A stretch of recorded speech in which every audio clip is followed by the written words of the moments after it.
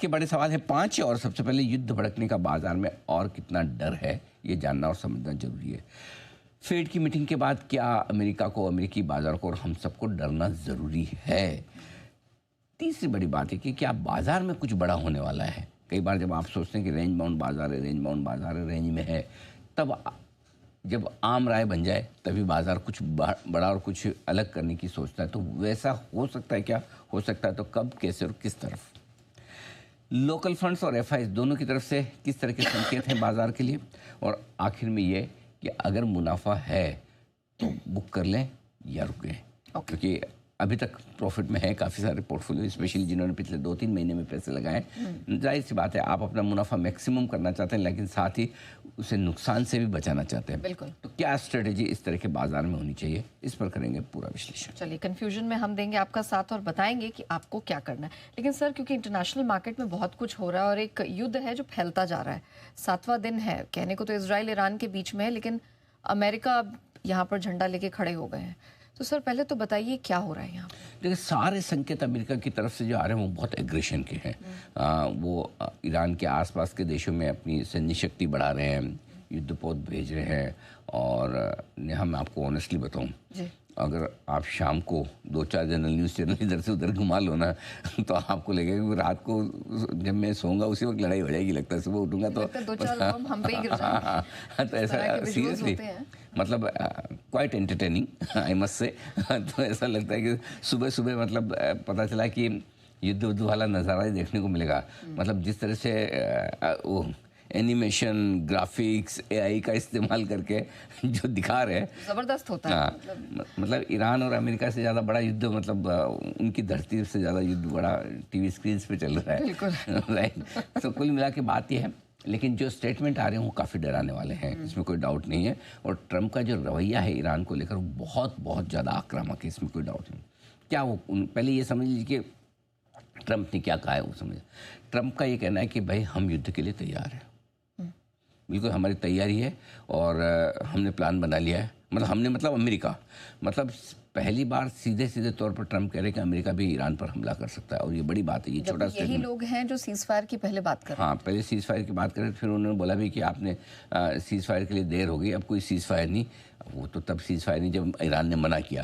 और वो बोले कि 2 हफ्ते पहले ये बात करनी चाहिए। अब क्या बोले, मैं कर भी सकता हूँ, ना भी करूँ, मैं क्या करूँगा किसी को नहीं पता। वो तो बात सही कह रहे हैं। देखो, हर चीज़ वो गलत भी नहीं होता, उनको खुद को भी नहीं पता। सही कह रहे हैं। तो देखो, कभी कभी फेस वैल्यू पे भी लेना चाहिए। एक्चुअली उनको नहीं पता वो क्या करेंगे, तो इसलिए उन्होंने खुद ही बोला मैं कर भी सकता हूँ, नहीं भी कर सकता हूँ, किसी को कुछ नहीं पता। हाँ जी, हम तो मानते कि हमको कुछ नहीं पता, आपको भी नहीं पता, ये आज पता चला। ठीक है, तो कुल मिला के ये है पहली चीज़ कि वो युद्ध के लिए तैयार है। बोले भाई जस्ट मुझे ऑर्डर देना है और सारा अपना जितना वो उनको आगे पहुंचाना है युद्ध लड़ने के लिए, ईरान के आसपास जो भी जमा करना है उनका सेना वगैरह, अस्त्र शस्त्र, वो सब कर रहे हैं। तैयारी पूरी है उनकी। ये तो उनके बयान हैं जो डराने वाले हैं। दूसरी तरफ कल उनके ईरान के जो सुप्रीम लीडर है खमनेई साहब, उनकी तरफ से भी स्टेटमेंट है। कल शाम को आने की बात थी। उन्होंने एक रिकॉर्डेड स्टेटमेंट दिया और स्टेटमेंट में उन्होंने साफ कहा कि भूल जाओ कि हम सरेंडर करेंगे, ये हमारी फितरत में नहीं है, हम लड़ेंगे। और उल्टा उन्होंने एक इजराइल और अमेरिका दोनों को कड़ी चेतावनी दी। इजराइल को तो कह दिया भाई जो तुमने किया उसका तो भुगतना पड़ेगा। अमेरिका को भी ये बोला कि अगर किसी तरह की आपने कोई गलतफहमी की रखी कि आप आक्रमण करेंगे, ऐसा कोई अटैक करेंगे, तो आपको भी बुरी तरह से हम देख लेंगे। मतलब तो कहीं कमज़ोर, ढीला पड़ने के या हाँ ऐसा कोई दूर तक ईरान से भी संकेत नहीं है। मतलब जितनी कठोर लैंग्वेज में ट्रंप ने बोला है, उतनी ही कड़ी लैंग्वेज में ईरानी लीडर्स ने भी कहा है। सो बात यह है कि 7वां दिन आज लड़ाई का, 7 दिन में एक भी अच्छा स्टेटमेंट दोनों तरफ से नहीं है। तो इसका मतलब क्लियर कट है कि मामला तो गड़बड़ है, इसमें कोई डाउट नहीं। अब इसका एक चीज़ जो साफ दिख रही है कि दोनों ही लड़ाई के मूड में, लंबी लड़ाई के मूड में, आर पार वाली लड़ाई के मूड में। अब इसके 2 ही तरीके हो सकते हैं। ईरान के लीडर क्या कहते हैं वो कम इम्पोर्टेंट है, ज़्यादा इम्पोर्टेंट ट्रंप क्या कहते हैं और ट्रंप क्या करते हैं। एक तो तरीका ये हो सकता है कि ट्रंप वाकई में अपनी पुरानी स्ट्रेटजी पर रहते हैं या कुछ नया करते हैं। पुरानी स्ट्रेटजी मतलब क्या? पुरानी स्ट्रेटजी मतलब है कि ऐसा धमकाओ, ऐसी गाली दो, ऐसा जोर से बोलो कि सामने वाला आदमी डर जाए, डील कर ले। ओके। चाहे वो कनाडा हो, मेक्सिको हो, टेरिफ वॉर को लेकर दुनिया भर हो, चीन हो, पहले ऐसा गंदा गंदा जितना बोल सकते बोलेंगे, इवन पावेल साहब के लिए भी। करेक्ट। हाँ, और फिर अगर वो समझे कि सामने वाला नहीं झुक रहा है तो फिर वो थोड़ा सा नरम हो जाते हैं, तो वो पहले धमकाना और बाद में सहलाना, है ना, ये उनकी स्ट्रेटेजी है अभी तक की। ठीक है, तो अब या तो वो पहले वाली स्ट्रेटजी पे रहेंगे कि भाई चलो मैंने डरा दिया, धमका दिया और उसको बता दिया भाई देखो मैं कर सकता हूँ, तो वो आ जाए टेबल पे बात करे, लाइन में आ जाए, न्यूक्लियर प्रोग्राम अपना ख़त्म करे, जो भी करे कराए। ठीक है, एक तो वो तरीका हो सकता है। दूसरा ये कि नहीं, फॉर अ चेंज इस बार वो लड़के ही मानेंगे। यू नेवर नो, लड़के ही मानेंगे, ये भी हो सकता है।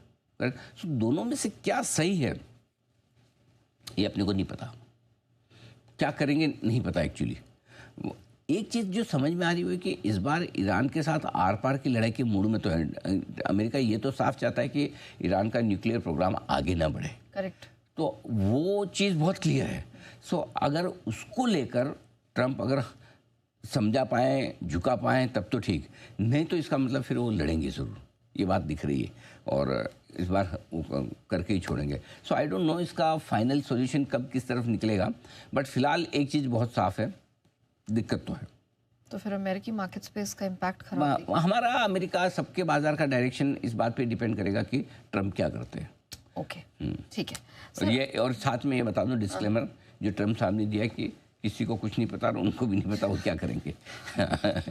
बिल्कुल डिस्क्लेमर के साथ बोला है उन्होंने एकदम।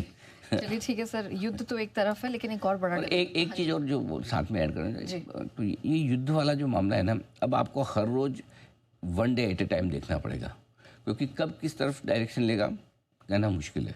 ओके। हाँ, सो इसलिए आप इसको प्रीएम्प्ट करने की कोशिश मत कीजिए कि लड़ेंगे या नहीं लड़ेंगे, बढ़ेगा या घटेगा, ये अपने को नहीं पता। जो चीज़ नहीं पता उसमें दिमाग नहीं लगाना।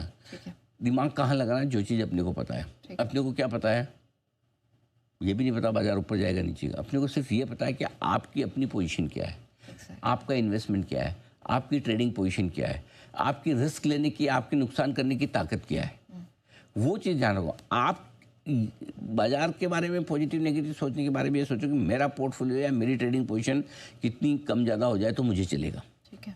तो जो चीज़ अपने को समझ में आता है, जो चीज़ अपने को पता है, जो चीज़ अपनी नॉलेज में, उस पर फोकस करें। बाकी दुनिया भर की चिंता, 4 लोगों से फ़ोन करके पूछो यार क्या लग रहा है, वो क्या बोलेगा क्या लग रहा है, वो अपने हिसाब से ज्ञान दे देगा आपको, जो उसको उस समय उसके मूड पे डिपेंड करता है। अगर घर पे लड़के आए तो बोलेगा नहीं नहीं लड़े तो पक्का होगी, ओके रहेगी। और घर पे अच्छे मूड से आया है कि आज बारिश के मौसम में पकौड़े आलू के पराठे मिले, ना ना कुछ नहीं, ये तो चलता रहता है, एंजॉय करो लाइफ को। ओके। है ना, तो इसलिए किसी से राय लेने का कोई मतलब है नहीं। अपना पोर्टफोलियो। हाँ, मेरे से भी मत लो, मैं ऑनेस्टली बोला, मैं तो दे भी नहीं रहा कि क्या होगा, लेकिन राय लो ही मत जिसका कोई वैल्यू नहीं।